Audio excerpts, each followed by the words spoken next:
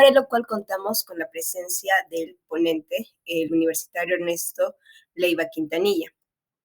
Él es estudiante del 9º ciclo de Medicina Humana de la Universidad Continental, paz director del Comité Permanente Académico Gestión 2024, coordinador académico de la 7ª Jornada Científica Continental 2024, director del Comité Permanente Científico SOCIMEC Gestión 2025, codirector del Grupo de Interés en Infectología y Enfermedades Infecciosas 2025, coordinador del primer Quick Bootcamp SOCIMEC 2025, semillero de investigación, tercero, quinto y décimo superior, y asistente de CUMIS Nacional Ulcumayu 2023. Sin nada más que decir, Ernesto, te doy el pase. Genial. Buenas noches, chicos. Bueno, hoy día vamos a hablar un poquito de anemia megaloblástica, para lo que estén llevando clínica 3, y también un poquito de lo que es un poco de fisiopato también. Ya. A ver, chicos, iniciamos. ¿Se puede ver Yera? Sí, sí se observa. Ya. A ver, me presento, mi nombre es Ernesto Leiva. Hoy día voy a hablar de anemia megaloblástica. Entonces tendríamos que un poquito que destripar el concepto, ¿no? ¿Qué es la anemia?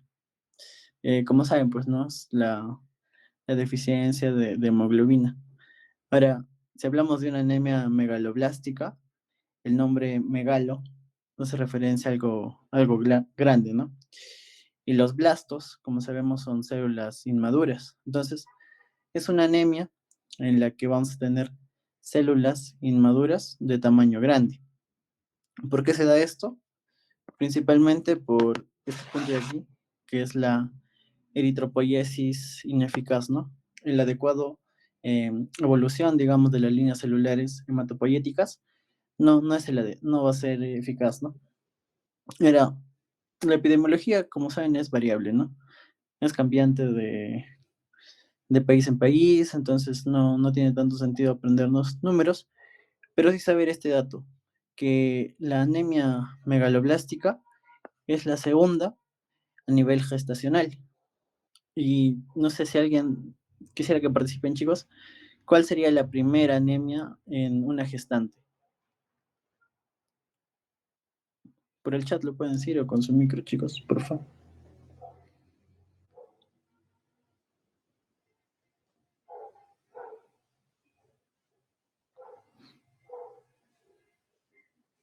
Chicos. Ya, la primera es la ferropénica. Participen, chicos, porque tengo preguntas para hacerlo más didáctico, por favor. Y dentro de la anemia megaloblástica van a tener dos causas. Una es por la deficiencia de B12 y otra es por la deficiencia de B9 o folato, ¿no? Y dentro de estas dos, la más frecuente va a ser la deficiencia de B12. Ahora, algo que preguntan mucho en exámenes, esta parte, ¿no? En referencia al volumen corpuscular medio. Suelen preguntar lo que es las causas de anemia, ¿no? Según su tamaño. Como sabemos, el volumen corpuscular medio lo que va a medir pues es el volumen de los eritrocitos, ¿no? Y el valor normal es de 80 a 100. Dentro de 80 a 100 tenemos lo que es las anemias por hemorragias agudas, las anemias por enfermedades crónicas o inflamatorias, principalmente. Y en las microcíticas tenemos a la más representativa, ¿no? La ferropénica, por deficiencia de hierro. Las talasemias, las sideroblásticas, principalmente. Ahora, si hablamos de las macrocíticas, son más de 100. Y aquí podemos encontrar diferentes causas, ¿no? Como mencioné, una es la deficiencia de B12 y otra es la deficiencia de folato o de B9. Ahora hay otras causas que son las megaloblásticas like o que simulan una megaloblástica, ¿no? Que son en frecuencia, son menos frecuentes que la B12 o la B9, ¿no? Que la deficiencia de estas. Las más representativas diríamos que es el alcoholismo y la enfermedad, un ratito,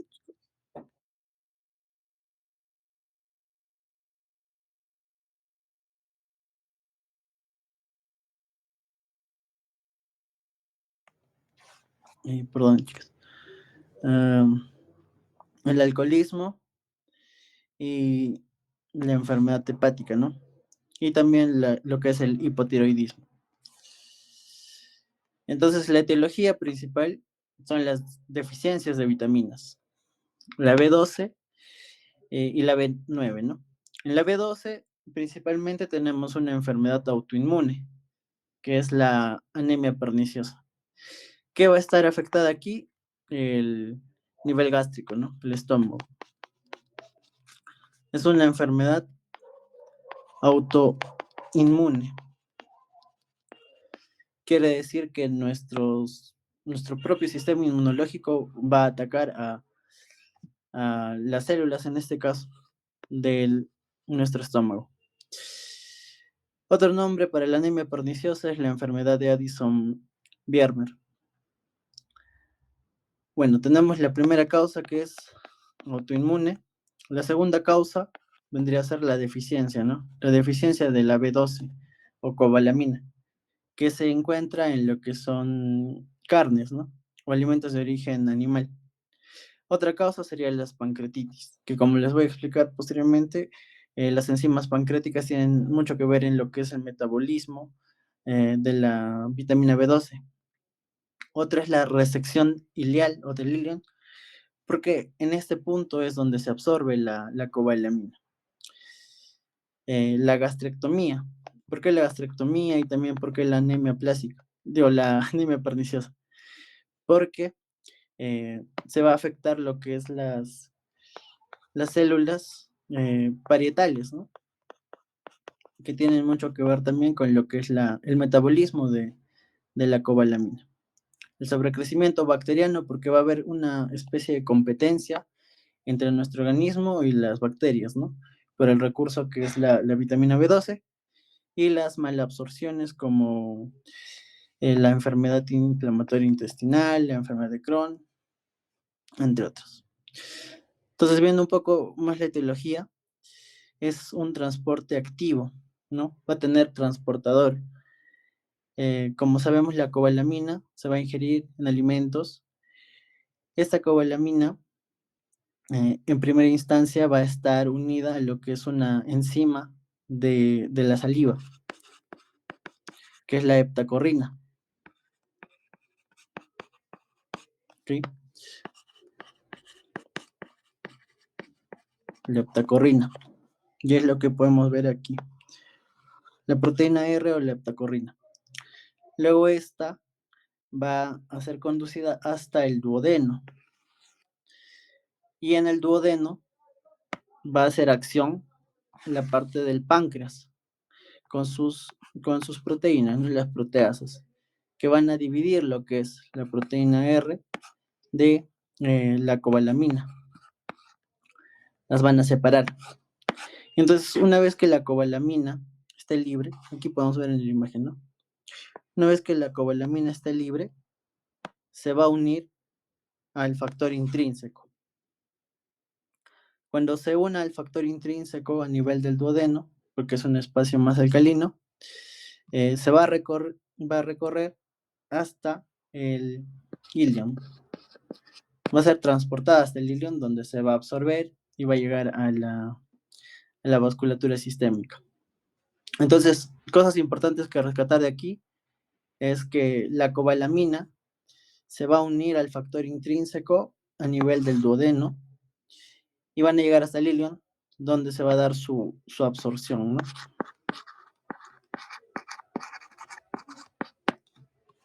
Listo. Y una vez que lleguen al ilion terminal principalmente, se van a encontrar o van a correlacionarse con un receptor, que es la cubilina. Entonces, este complejo de factor intrínseco con la vitamina B12 se va a unir a la cubilina y va a hacer que ingrese a la célula, ¿no? Se endocita y posteriormente la vitamina B12 es la única que va a llegar a circulación, ¿no? Aquí va a ser transportada por lo que es la transcobalamina 2, que va a ser su transportador. Ahora, dentro de las transcobalaminas hay varias, ¿no? La 1, la 2. Principalmente, la transcobalamina 2 va a ser la proteína de transporte sérico. En cambio, la transcobalamina 1 va a ser la proteína o la transcobalamina de reserva, porque esta va a ser la que se va a conducir hacia el hígado. La principal reserva de la vitamina B12 se va a dar en el hígado. Entonces, la transcobalamina 2 va a ser la que va a transportar la cobalamina a nivel sistémico. Y la transcobalamina 1 va a ser la que va a ser la reserva, ¿no? Y ahora, cuánto dura la reserva? Que es una pregunta, ¿no? De vitamina B12. Yo puedo estar cuánto tiempo sin consumir vitamina B12 para empezar a producir síntomas de anemia megaloblástica. Y la respuesta está entre 2 a 4 años. Como pueden ver, es un margen amplio, ¿no? Por eso, generalmente las personas que tienen estos trastornos son personas veganas, ¿no? Que crónicamente sus dietas son el consumo solamente de vegetales, ¿no? Y no consumen inclusive derivados de animales. O también pueden ser recién nacidos, ¿no? Que son hijos de madres veganas y entonces sus reservas están disminuidas. Y la leche, al no tener también las vitaminas suficientes, pues están más predispuestos a tener este tipo de anemias. Aparte de la reserva hepática, hay otro mecanismo que puede ayudar, ¿no?, a evitar este tipo de anemias, que es la circulación enterohepática. Una vez que la transcobalamina es ingerida, tiene este proceso que les estoy mencionando, va a llegar al nivel gástrico, ¿no? Entérico. Y no se va a eliminar completamente por heces, sino que una parte se va a reciclar. Y por la circulación enterohepática conocemos, va a llegar al hígado, después conductos biliares y otra vez va a ser excretada o secretada a nivel entérico, ¿no? Entonces va a haber como un ciclo y se va a reciclar, ¿no? Y aquí tengo una pregunta que es del MIR 2016, que nos dice, ¿no? Respecto a la vitamina B12, ¿qué opción considera correcta? Su principal fuente para el organismo es la ingesta de frutas y verduras. Su depósito se localiza en el hígado. Se conjuga el ilion con el factor intrínseco. Su déficit conduce a la reducción de los niveles de homocisteína en plasma. ¿Cuál creen, chicos, que es la respuesta? Pueden ponerlo en el chat.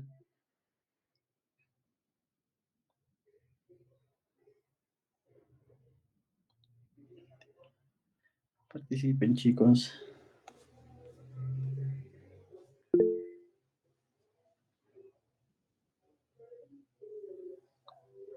La C.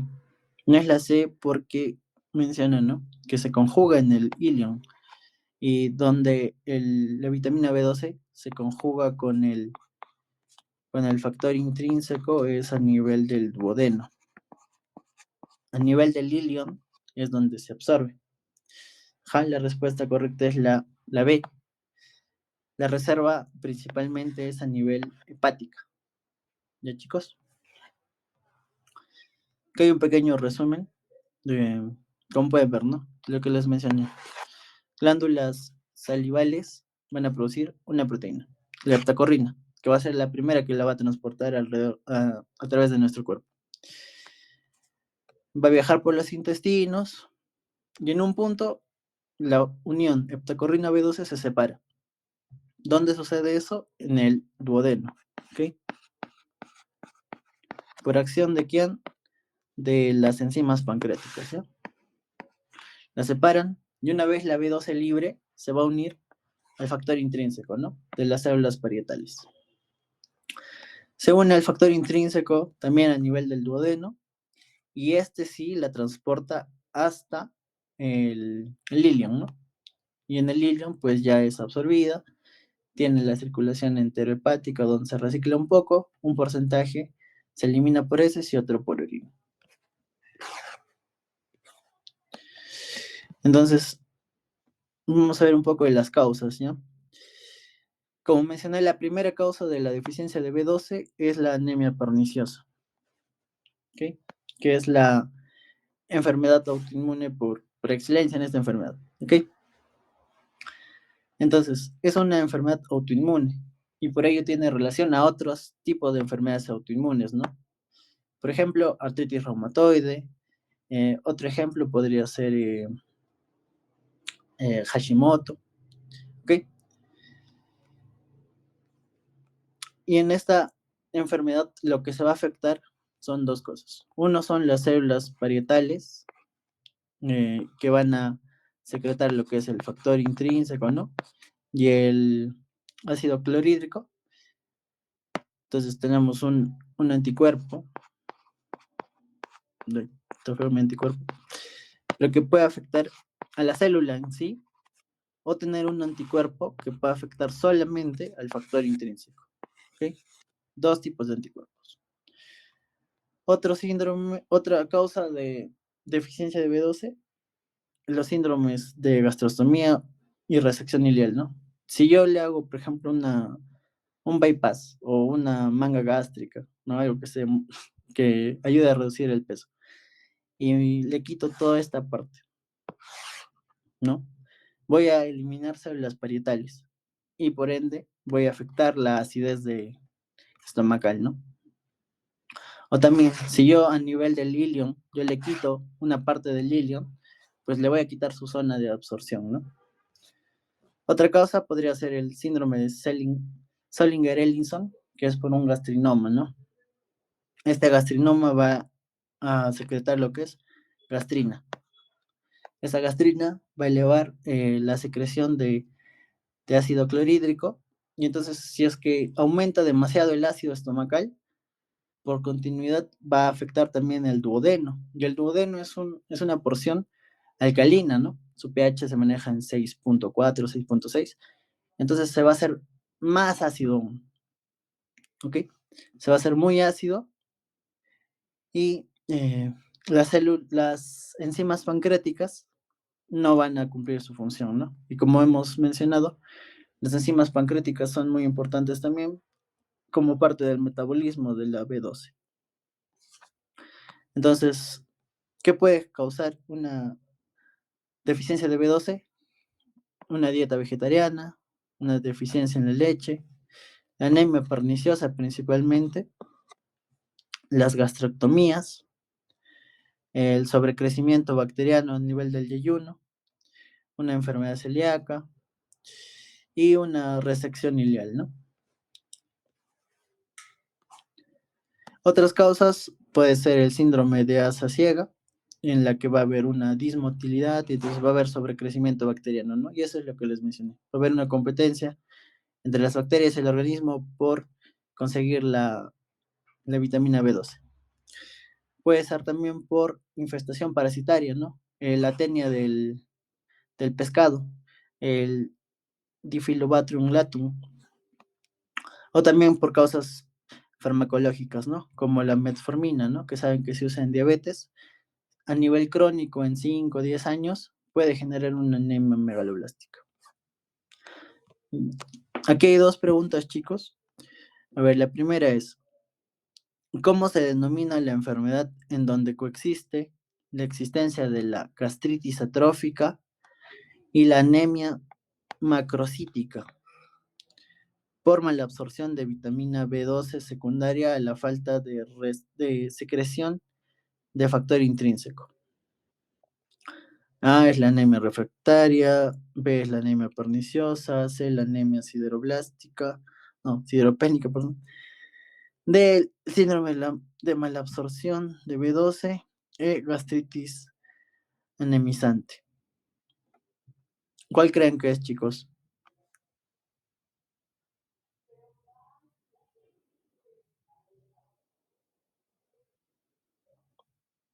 Ok, muy bien. Muy bien, Piero. La siguiente es del MIR 2018. Mujer de 40 años que consulta por anemia. En la analítica destaca una hemoglobina de 10.5, ferropenia, macrocitosis e hipergastrinemia. Tiene antecedentes como la artropatía lúpica, enfermedad de Graves-Basedow. Está en tratamiento con prednisona a 15 miligramos día, colchicina 0.5 miligramos cada 12 horas, metimazol 10 miligramos día. ¿Cuál considera la causa más probable de anemia? A. Pérdidas hemáticas en relación con el tratamiento esteroideo. B. Hipoplasia medular secundaria colchicina. C. Hemólisis secundaria a la toma de metimazol o una gastritis tipo A. ¿Cuál creen que es la alternativa, chicos?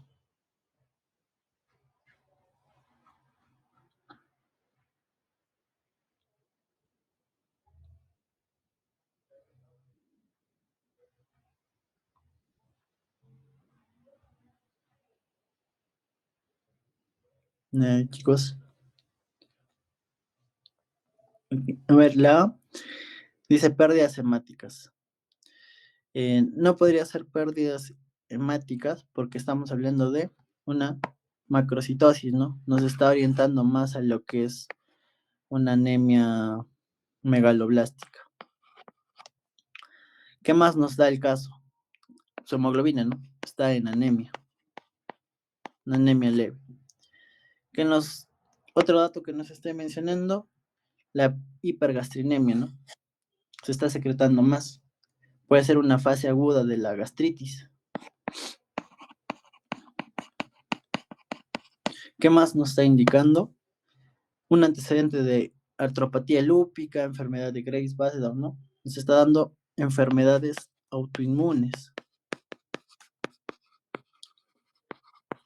que como les menciono se relacionan, ¿no? Y bueno, sus medicamentos, ¿no? Prednisona, colchicina, metimazol. Entonces, ¿cuál sería la que por unidad clínica se asemeja más o la clave más adecuada? Que también podría ser el metimazol, ¿no? Que también podría causar.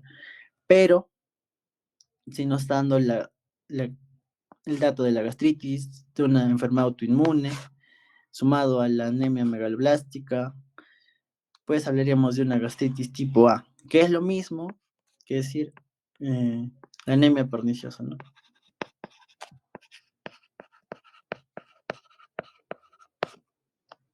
¿Ok, chicos? Entonces, gastritis tipo A es lo mismo que decir anemia perniciosa. Ahora, la deficiencia de ácido fólico es otra causa. Esto se da principalmente por la dieta pobre en vitamina B9. Otra causa puede ser el alcoholismo, la resección yeyunal. Aquí ya no sería ileal, porque la B9 se absorbe a nivel del yeyuno. Y otra causa, aumento de los requerimientos como el embarazo, ¿no? O el crecimiento también podría ser. Pero principalmente por deficiencia en la alimentación. Y ahora, su metabolismo o transporte es más simple, ¿no? Se puede encontrar como ácido fólico, si es que ya está la molécula sintetizada, o como folato, ¿no? Como se encuentra en las fuentes, como puede ser las hojas, los vegetales de hojas verdes, ¿no? Entonces, estas dos formas, pues son transportadas y llegan a nivel del yeyuno, donde son absorbidas, ¿no?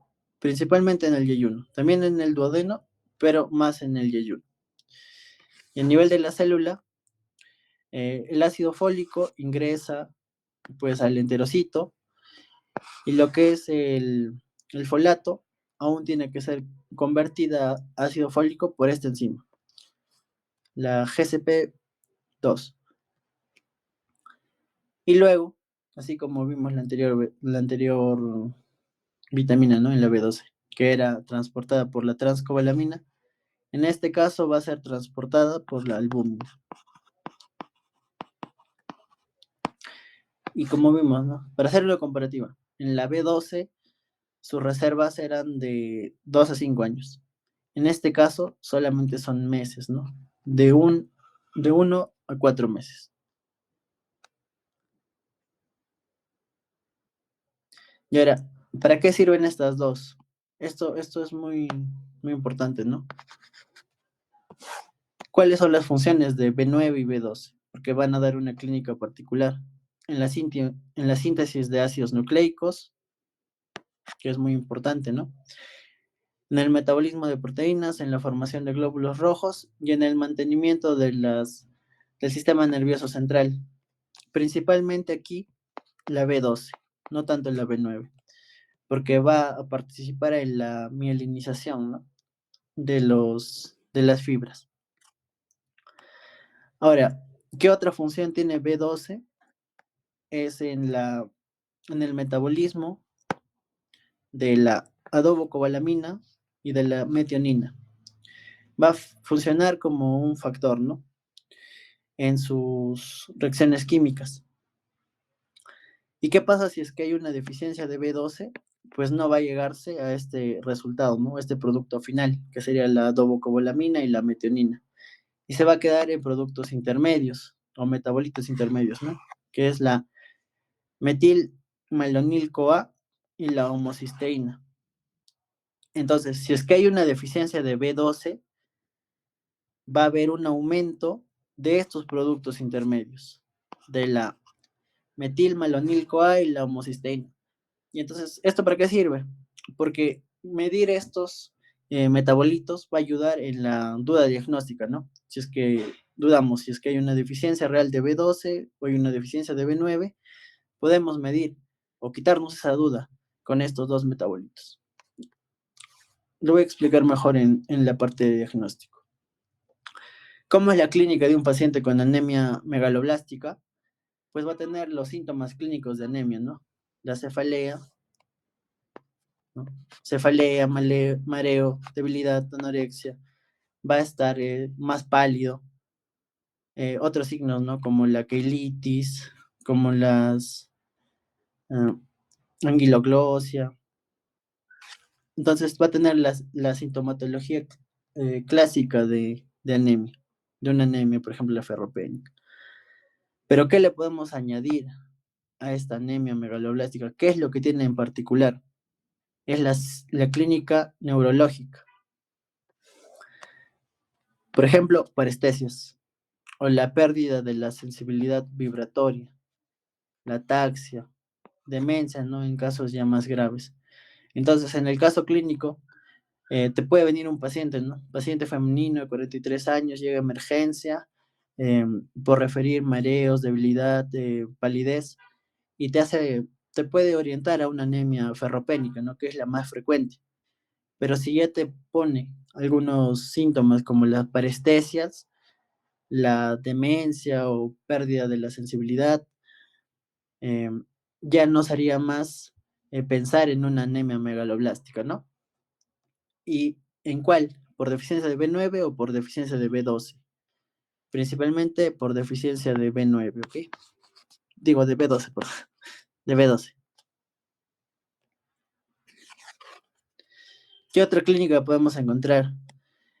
La anemia megaloblástica no se va a limitar solamente a dañar o afectar a lo que son glóbulos rojos, sino que también puede hacer una pancitopenia, puede afectar a las 3 líneas celulares, ¿no? A linfocitos y a plaquetas. Puede haber una trombopenia, puede haber una linfopenia, o entonces, por ejemplo, ¿no? Si hay una trombocitopenia, ¿qué va a haber? Equimosis, ¿no? Eh, a nivel lo que es gastrointestinal, hay una diferencia clínica, chicos. Si es que hay una deficiencia de B12, solo de B12, va a haber glositis. O sea, la lengua va a estar inflamada, ¿no? Puede estar depapilada y eritematosa. Si es que hay una deficiencia de B9 de folato, van a haber úlceras más que glositis. Es una diferencia, ¿no? Que la clínica te puede orientar. Y a nivel cardiovascular va a haber un aumento de la homocisteína, ¿no? Lo que les mencioné, es un metabolito intermedio. Entonces, la hiperhomocisteinemia se ha relacionado mucho a lo que es el aumento del riesgo cardiovascular, ¿no? Ahora, si es que hay una deficiencia de B9, va a suceder lo que conocen, ¿no? Defectos del tubo neural, como por ejemplo el meningocele, o aquí podemos ver, ¿no? Una acrania, una anencefalia. Por eso es muy importante lo que es el suplemento, ¿no? De B9 en lo que es embarazadas. Y ahora, ¿cómo hacemos el diagnóstico de un paciente con anemia megaloblástica? Se va a centrar en tres pilares, chicos. Uno, la anamnesis o los antecedentes. Dos, la clínica.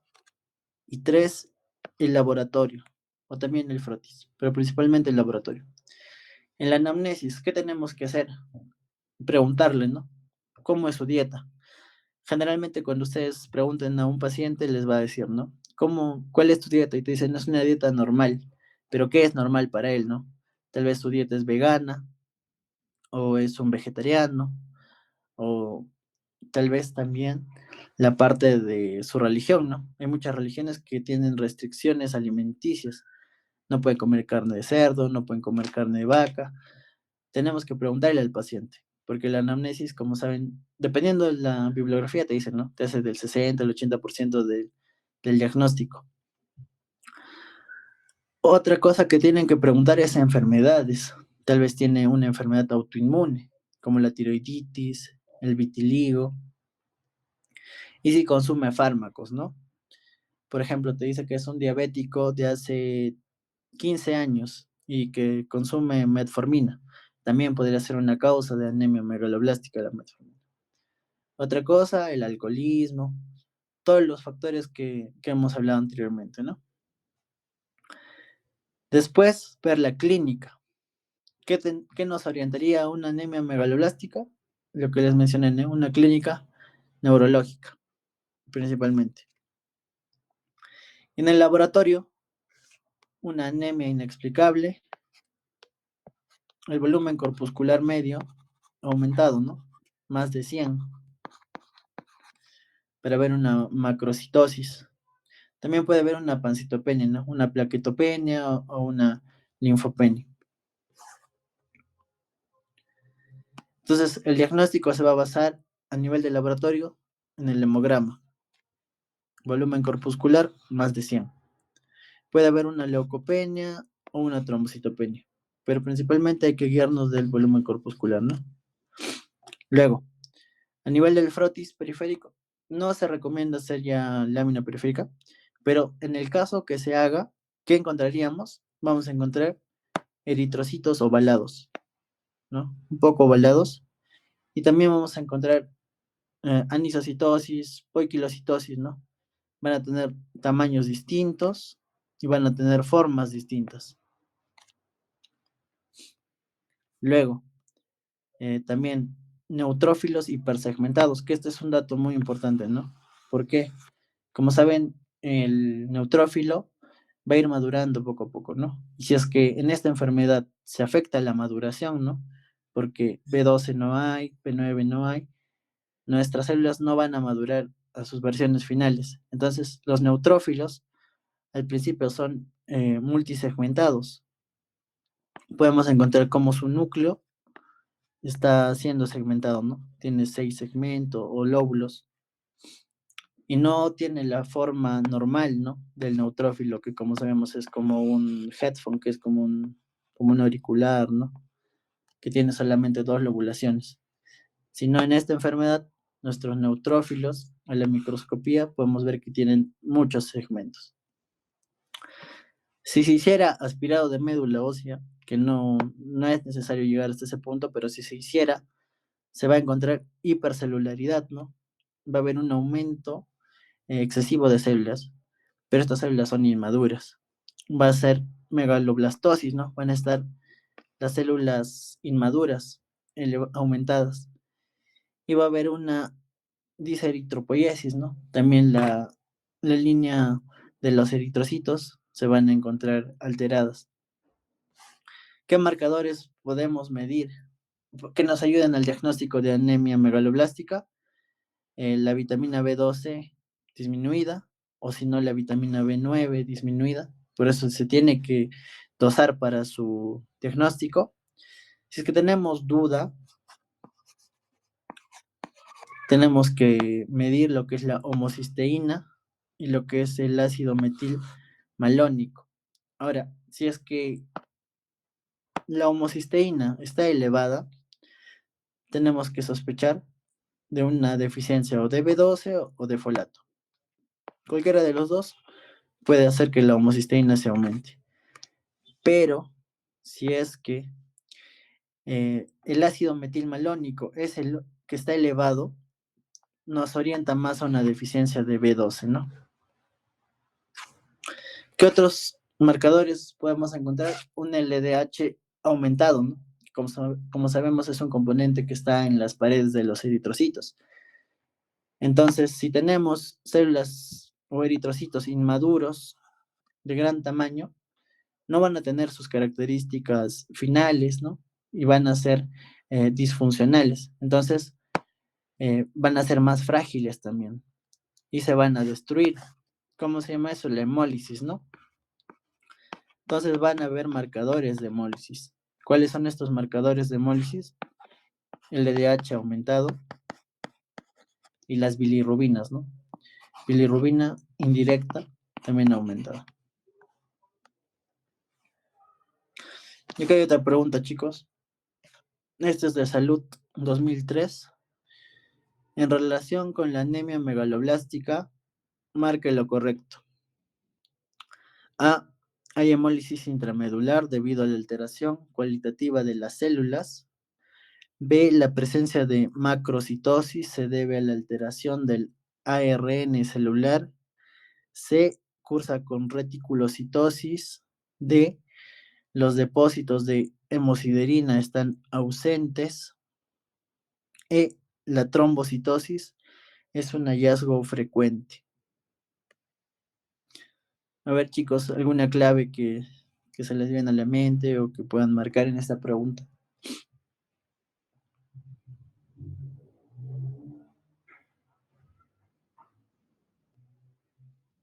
Sí, ok. Es la A, chicos. ¿Por qué? Porque las células están, como les mencioné, cualitativamente eh, no son, están alteradas, ¿no? Entonces son más frágiles. Y dentro de la médula ósea, pues se van a destruir, ¿no? Van a hacer hemólisis. ¿Por qué no sería por ejemplo, la B? Porque no se está afectando el ARN, lo que se está afectando es el ADN. La C, ¿por qué no sería? Porque no habría reticulocitosis, ¿no? No sería una anemia regenerativa, porque no se tienen los sustratos necesarios para que se formen las células. Entonces, en vez de haber reticulocitosis, habría una disminución de los reticulocitos. Los depósitos de hemosiderina estarían ausentes, más bien estarían aumentados, porque como no pueden distribuirse, ¿no? Se quedan a nivel medular. Y los, los trombocitos, la trombocitosis es un hallazgo frecuente. No, pues no, porque les mencioné que se puede afectar hasta las 3 líneas, entonces habría una trombocitopenia más que una trombocitosis. Y ahora hablando del diagnóstico, tenemos que medir lo que les mencioné, ¿no, chicos? En el laboratorio B12. Tenemos que medir B12 sérico y ver los niveles de B12. Si es que son más de 300 picogramos por mililitro, esto ya es un poco más de memoria. Si son más de 300, pues descartamos, ¿no? Puede ser poco probable. Si está entre 200 y 300, como que lo dudamos, no sabemos, ¿no? Entonces tenemos que hacer una prueba de metabolitos, ¿no? De la homocisteína y del ácido metilmalónico. Si es que es menos de 200, ahí sí ya podemos confirmar o tener una certeza más cercana a lo que es una deficiencia de B12, ¿no? Entonces, la única duda que tendríamos es aquí, si está entre 200 y 300. El siguiente paso es hacer una prueba de metabolitos. En lo que es B9, lo mismo. Tenemos que ver cuánto hay de B9 a nivel sérico. Si es que es más de 4 nanogramos por mililitro, lo descartamos. Decimos, no hay deficiencia. Si está entre 2 o 4, hacemos lo mismo, prueba de metabolitos. Si es que es menos de 2, ya diríamos que hay una deficiencia de B9, ¿no? Que puede ser la causa de la anemia megaloblástica. Ahora, ¿cuáles son este dosaje de metabolitos adicionales? Como les mencioné, uno es el ácido metilmalónico y otro es la homocisteína. Entonces, si tenemos esa duda, el segundo paso es dosar estos dos. Si los metabolitos están normales, dentro de sus rangos normales, descartamos, ¿no? No hay deficiencia ni de B12 ni de B9. Si ambos metabolitos están elevados, tanto ácido metilmalónico como deficiencia, como la homocisteína, diríamos que hay una deficiencia de B12, ¿ok? Porque el B12, como les mencioné, B12 se relaciona más al ácido metilmalónico. Si es que hay deficiencia de B12, hay un aumento de ácido metilmalónico. Y en el caso de B9, se relaciona más a lo que es la homocisteína. Pero también una deficiencia de B12 puede generar un aumento de homocisteína. Ambos generan un aumento de la homocisteína. En este caso, si tenemos ambos metabolitos elevados, pensamos en B12. Pero si solamente se eleva la homocisteína, es la única que se eleva, pensamos en deficiencia de B9. Ahora, a nivel, si vemos un frotis, esto es lo que veríamos en un frotis, ¿no? Como les mencioné, un neutrófilo multilobulado, ¿no? ¿Cuántos lóbulos tiene aquí? 1, 2, 3, 4, 5, 6, 7. Y también vamos a ver eritrocitos de mayor tamaño, ¿no? Miren estos tamaños. Son más grandes. Otro hallazgo es que van a tener formas un poco esféricas, ¿no? Miren.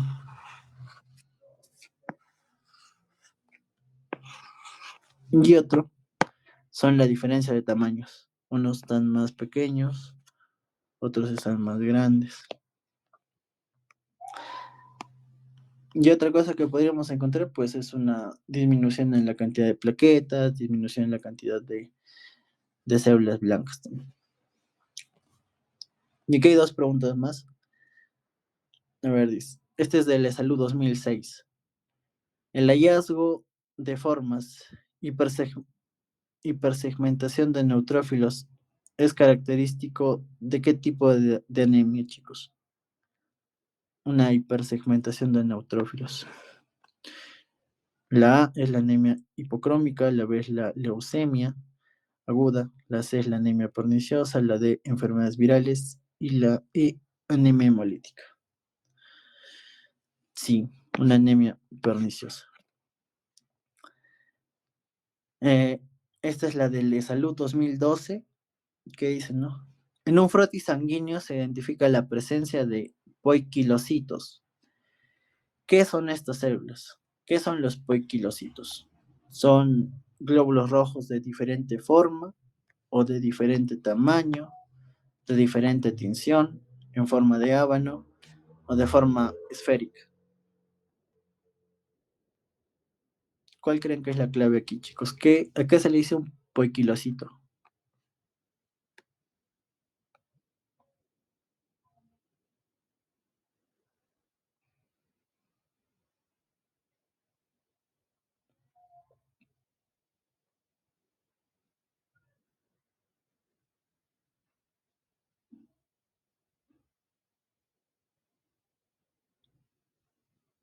No.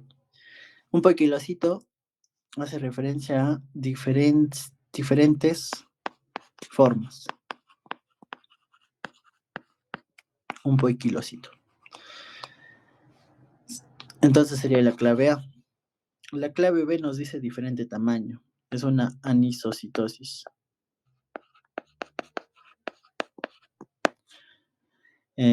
La clave C nos dice de diferente tamaño. Puede ser una... no me acuerdo, no me acuerdo bien el término ahorita. La D es forma de ábano. Es decir, las células trepanocíticas, ¿no? Forma de hoz, de la anemia trepanocítica. Y la E es las formas esféricas de la esferocitosis hereditaria, ¿no? Que es otro tipo, otra causa de anemia. Entonces, referente a la pregunta, poiquilocitosis hace referencia a distinta forma. Y anisocitosis hace referencia a distinto tamaño. Y ahora aquí hay un poco de imágenes de cómo se vería en una biopsia un aspirado de médula ósea. Como pueden ver, son células inmaduras, ¿no? Por ejemplo, aquí estamos viendo eritrocitos. Estos son glóbulos rojos, pero basoliformes, ¿no? Tienen una tensión más basófila. Aquí podemos ver que hay una hipercelularidad, ¿no? Hay un montón, hay un aumento de células, pero son blastos. Todos son inmaduros, ¿ve? Son de gran tamaño, tienen tienen núcleos más grandes, son en su mayoría más basófilos. Aquí, por ejemplo, este es un neutrófilo en un estadio más inicial, ¿no? Que ni se segmenta. Lo mismo aquí. Aquí podemos ver megacariocitos, ¿no? Que son los precursores de las plaquetas. Y es así como tú verías cómo es la médula ósea de un paciente con anemia megaloblástica, ¿no? Tendría estas características. Luego en el diagnóstico, ¿qué más podríamos pedirle? Si es que creemos que es una anemia perniciosa, anticuerpos. ¿Qué anticuerpos? Antifactor intrínseco y anticélulas parietales, ambos. Y también una endoscopía, ¿no? Y una biopsia. También pensando que es una anemia perniciosa, ¿no? Por una gastritis atrófica. Luego, anteriormente había un test, que es el test de Schilling, en el que se consumía lo que es vitamina B12 reductiva y se inyectaba también vitamina B12. Pero esto ya no se aplica, ¿ok? Pero no es necesario que se lo aprendan en esta parte. Ahora, aquí hay otra pregunta, que es del Salud 2001, que nos dice, la anemia megaloblástica se caracteriza por la A, leucocitosis y trombocitosis. B, aumento de síntesis de ácido desoxirribonucleico. C, muramidasa sérica disminuida. D, anemia, neutropenia y trombocitopenia. E, ninguna de las anteriores. ¿Cuál creen que es, chicos?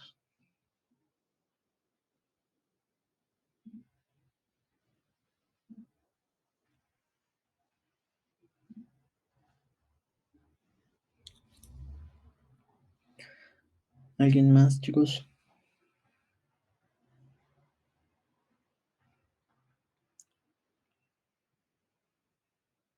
A ver, Jeremy nos dice la A. No podría ser la A, porque aquí te dice leucocitosis, es decir, que los leucocitos están aumentados, trombocitosis, que las plaquetas están aumentadas. Entonces, en la anemia perniciosa, todo está disminuido.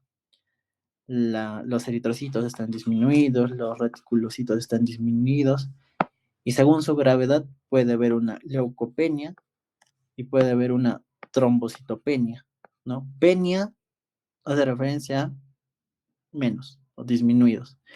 Y tosis trombocitosis, leucocitosis, que están aumentados. En este caso no podría ser la A. ¿Cuál sería, si comparamos, ¿no?, la leucocitosis y la trombocitosis? La trombocitopenia, ¿no? Y la neutropenia o la anemia. Entonces, la respuesta aquí es la D, ¿no? La anemia megaloblástica van a estar disminuidas las líneas celulares. Ahora existen diagnósticos diferenciales, pero es más de lo que hemos hablado anteriormente, ¿no? ¿Qué otras causas nos pueden generar una anemia macrocítica? El alcoholismo, que también es preguntado, el hipotiroidismo, aparte ya mencionamos la deficiencia de B9, B12. ¿Qué otros hay? Fármacos, ¿no? Los anticonvulsivos, los antimicrobianos, la metformina que les mencioné, y el ácido nítrico. De aquí, ¿qué tenemos que sacar? Aparte de B12, B9, el alcoholismo, el hipotiroidismo y la metformina. Aquí otra pregunta, esta es del MIR 2015. Nos dice, señalar la respuesta verdadera en relación al metabolismo del B12. A dice que la vitamina B12 se absorbe en el duodeno. B, el factor intrínseco se combina con la B12 en el estómago, protegiéndola de la digestión y de su paso por el intestino delgado. C, el complejo vitamina B12, factor intrínseco se unen a receptores de la superficie epitelial yayunal. D, aún en ausencia de factor intrínseco, la cantidad de vitamina B12 de la dieta es suficiente para el proceso de maduración de los eritrocitos jóvenes. E, el factor intrínseco proviene de la dieta. ¿Cuál marcarían ahí, chicos?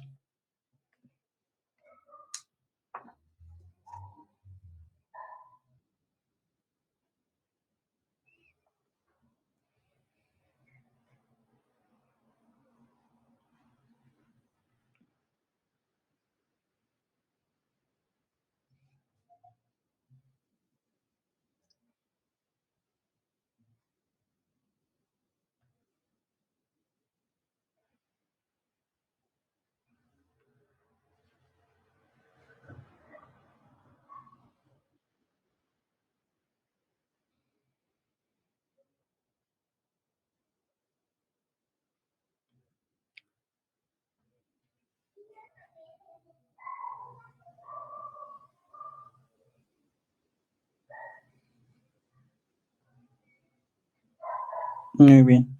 Ok. El factor intrínseco se combina con la vitamina B12 en el estómago, protegiendo la digestión y de su paso por el intestino delgado. Ahora, hablando un poco sobre el tratamiento, ¿ya? Em, cada, por cada edad hay un requerimiento necesario, ¿no? Que va a variar de acuerdo a la edad. Según si es que es de 0 a 6 meses, vemos que es de 0,4 microgramos. Si son adultos, es de 2,4 microgramos.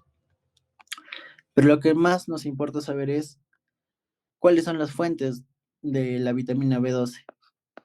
En este caso, la vitamina B12 son de fuentes de origen animal, como puede ser la carne del pescado, la carne de res o sus derivados, ¿no? La leche, yogur, el queso. En cambio, en la B9, las fuentes de B9 van a ser principalmente vegetales, vegetales de hoja verde. También puede ser harinas, pueden ser cereales, y también se ha visto fuente de vitamina B9 al hígado. Un error muy común que se comete, que puede generar una deficiencia de vitamina, es que se hiervan los alimentos, ¿no? Un ratito, chicos.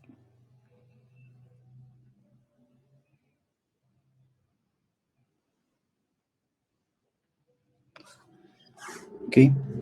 Ahora, el tratamiento es se puede dar por vía intramuscular, vía oral o vía sublingual.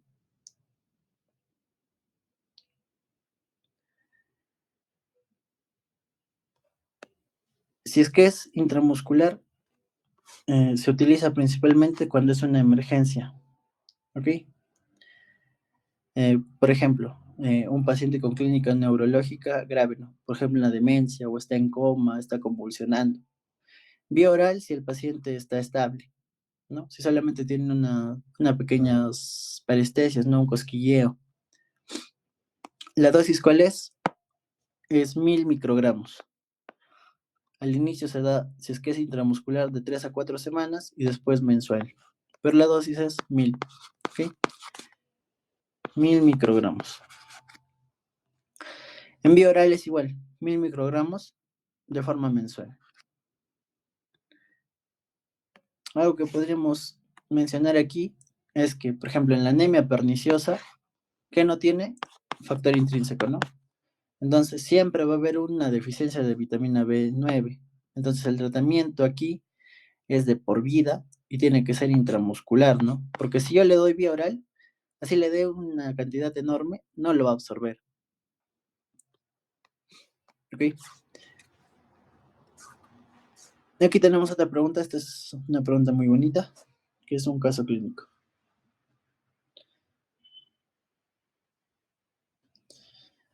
Mujer de 54 años, de raza negra, presenta astenia, somnolencia, parestesias, trastorno de la marcha, pérdida de fuerza y de sensibilidad en ambas extremidades inferiores.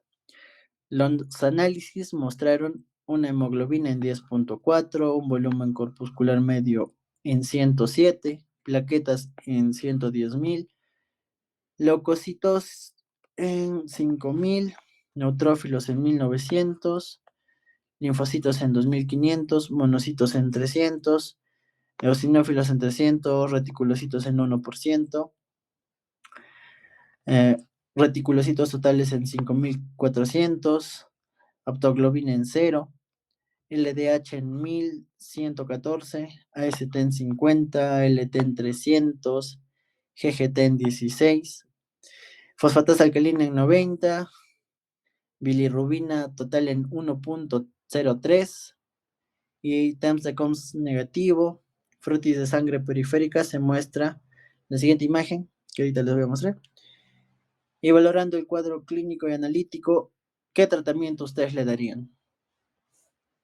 A ver, esta es la imagen. A ver, ¿qué pueden sacar de ahí? A ver, chicos, en el chat, ¿qué es lo que ven? Algo que les llame la atención de esa lámina.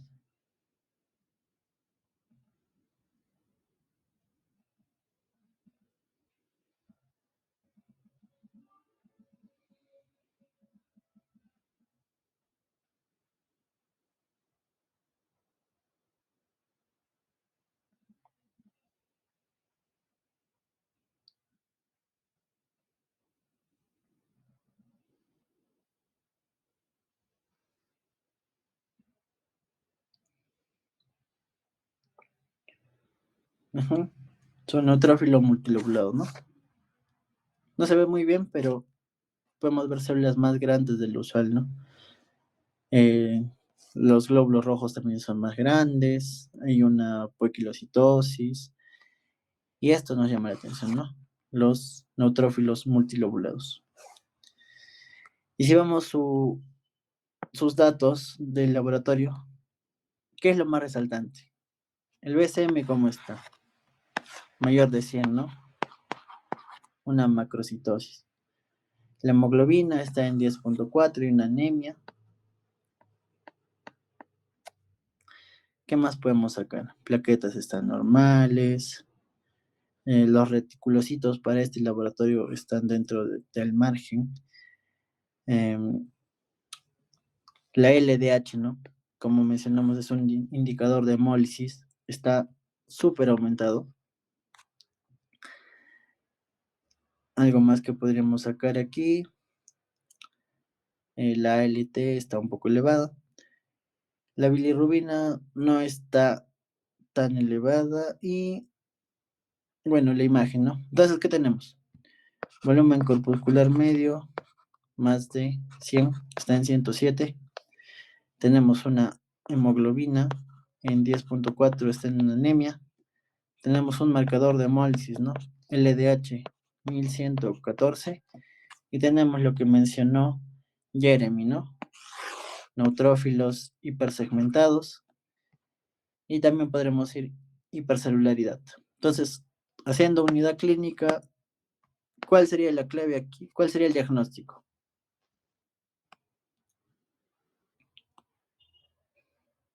Sería, ¿no?, una anemia megaloblástica. Entonces, dentro de las claves nos dice qué tratamiento le damos.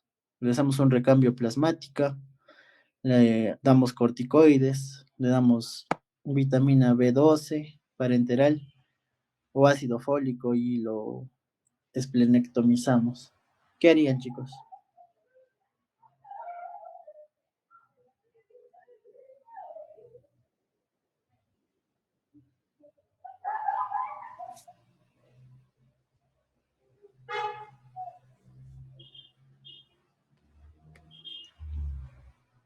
¿Nadie, chicos?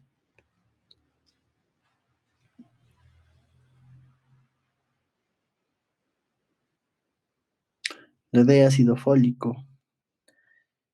Ya.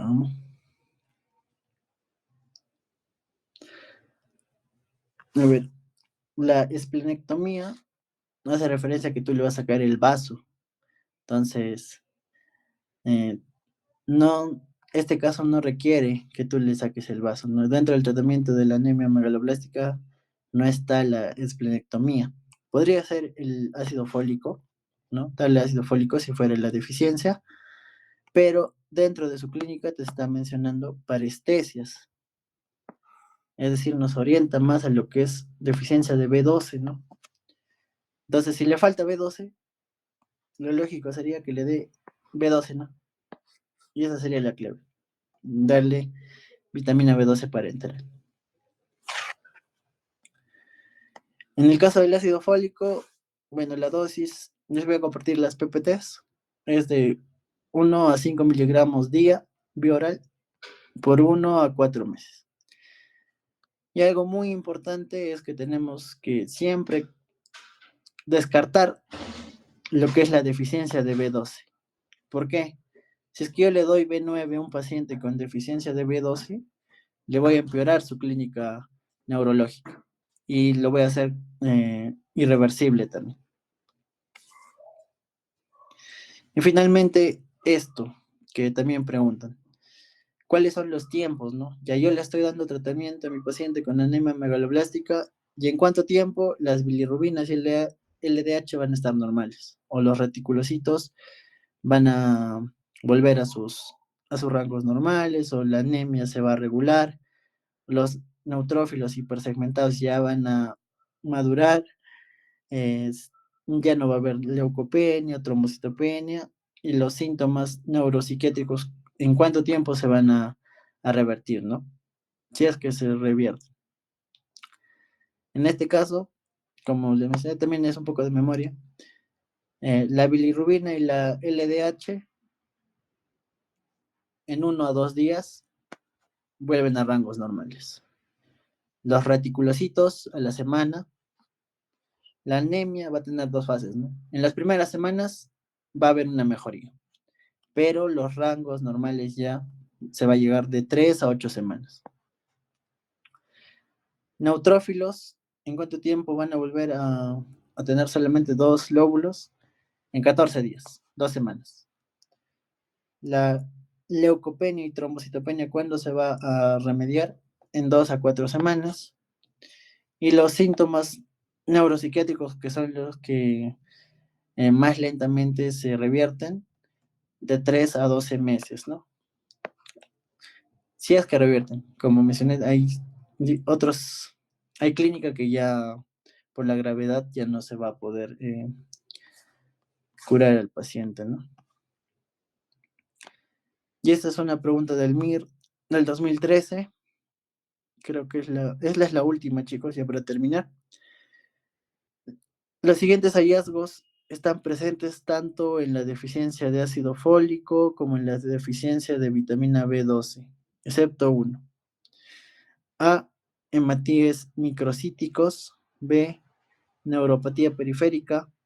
C, maduración megaloblástica en la médula ósea. D, niveles elevados de lactato deshidrogenasa y bilirrubina indirecta. E, hipersegmentación de neutrófilos.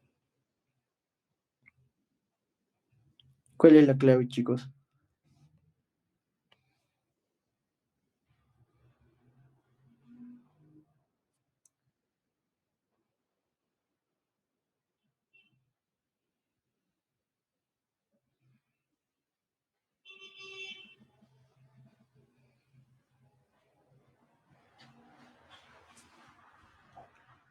Algunos, chicos, ya para terminar, una clave.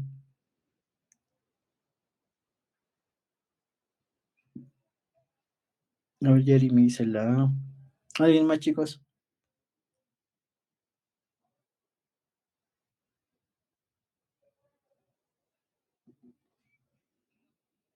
Sí. ¿Qué, chicos? Es la A. ¿Por qué no sería la B? O bueno, ¿por qué sería la B? Acá no dice excepto, ¿no? En la anemia megaloblástica sí vamos a tener clínica neurológica, ¿no? Una neuropatía periférica. ¿Cómo van a ser la maduración? Va a ser incompleta, ¿no? Van a estar como blastos. Va a haber una maduración megaloblástica. Los niveles de LDH y bilirrubina van a estar aumentados, sí, porque va a haber hemólisis, ¿no? A nivel de los eritrocitos no van a tener esas características normales, no va a haber una deficiencia cualitativa. Entonces son más frágiles y van a ser hemólisis.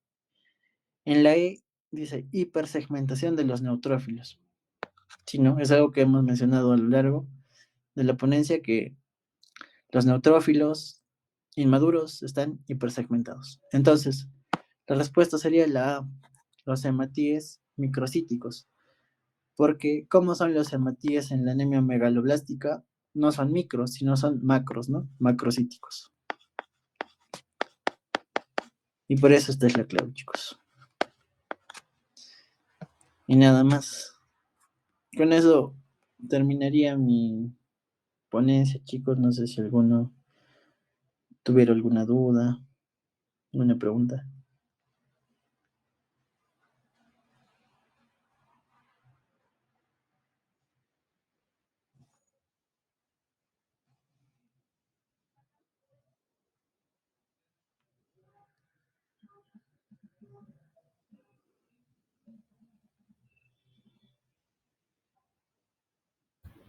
Bien, me parece que no hay ninguna pregunta, entonces agradecerte, Ernesto, por la ponencia, muchas gracias, el tema nos quedó más claro y invitarlos a que sigan a las demás ponencias del proyecto Hermano Mayor que se viene. Muchas gracias. Gracias, chicos.